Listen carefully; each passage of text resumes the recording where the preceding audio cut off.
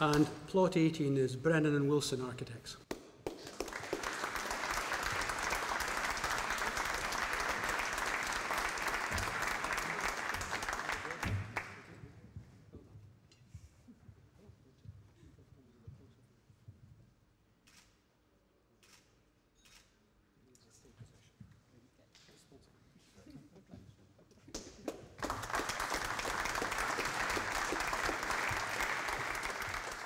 The house is probably one of the larger houses on the Expo site.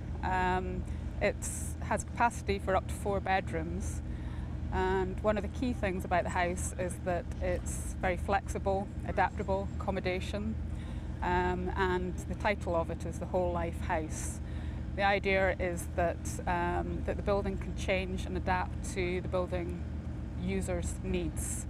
So it's suitable for a family, either small or large. It could suit a family with an elderly live-in relative. It could also suit a family with older grown-up children who've maybe been to university, find it very hard to get on the housing ladder, so they can come back and live with their parents but still have a degree of independence. So that's the idea of the separate small building. The building's split into 2 really. The large part of the house is the family accommodation. It's got the living room, the kitchen, 2 bedrooms above. And then the smaller annex is the flexible accommodation.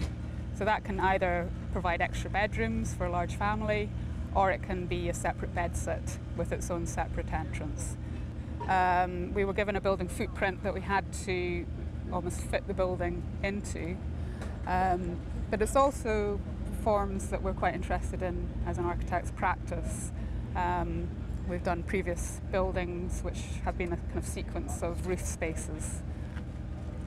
The sustainability aspects of it is a very highly insulated building shell. It has a lot of solar orientation, so it's got small window openings to the north, large openings to the south for solar gain. Thermal mass, it's got a solid concrete floor on the ground floor, which will heat up during the day from the sun and emit heat at night time.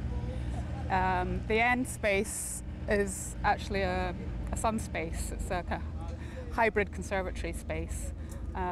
So that will provide solar gain as well to living accommodation.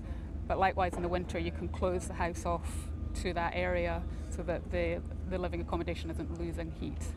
The heating is a gas boiler, as there's gas on site. We had originally hoped to form part of a community heating system for the whole Expo site, but as there was gas available, I think the decision was taken in the end that the community heating system wouldn't take place for the Expo. And there's also solar panels for hot water heating on the roof. The heating system is zoned, again, to work with the annex building so that if you're not occupying that part of the house, you can turn the heating down very low and save on your heating bills. So it's split up into different sections. I think the key thing is looking at the flexibility aspect of it, because I think that's something that's not really addressed in a lot of mass housing that's going up in the country. There's all very small cellular accommodation, and it's maybe not really addressing how families are made up nowadays and how people want to live and work at home, and the different kind of family makeup. It's not just a mother and a father and 2.3 kids. Lots of families are made up of all different sorts of connotations. So we really wanted to design a house that could adapt and change to all the varying needs of family types. We did computer 3Ds beforehand, and yeah, it's actually quite similar to the computer generated drawings. So and we think the builder has done a very good job. We're very pleased.